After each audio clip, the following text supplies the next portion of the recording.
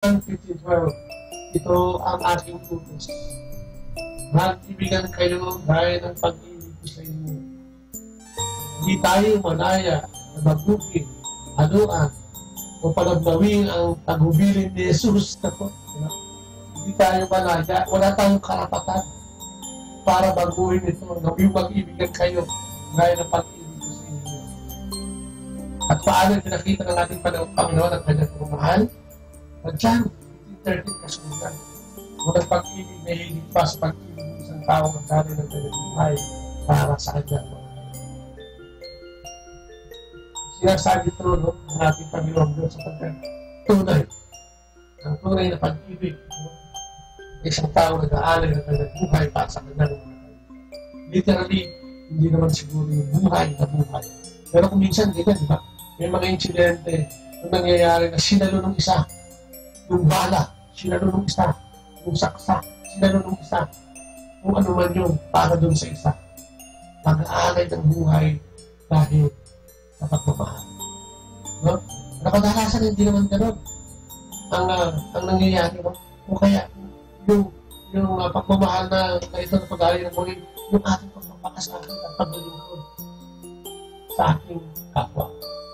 Katulad ng mga magulang, tayo mga magulang.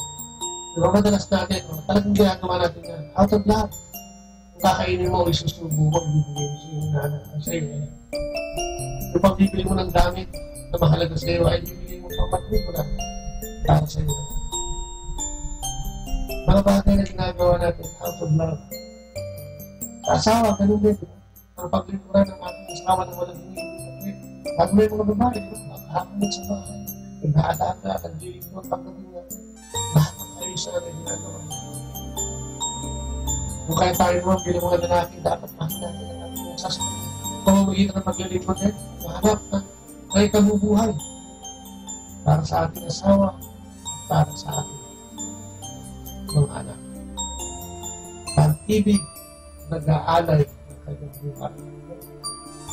Isang kapag malasakit at pag-ibig, yun ang sinasabi natin. Mapagmalasakit na natin.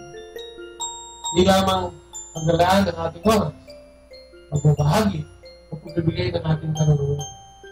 Ang karasal, para sa kapwa, ano pa. Subalit ang magkali ng buhay para sa iba ay share na nalulundan ng ating Panginoon. No?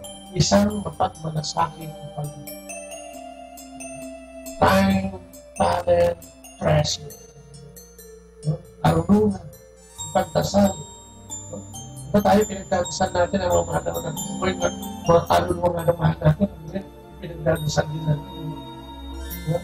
Pagbibigay, pagbabahagi ng ating karunungan. Pagwalaan ng ating mga oras. No? Yan ay lahat pinagawa natin. Kung pag-ipakita natin ang tunay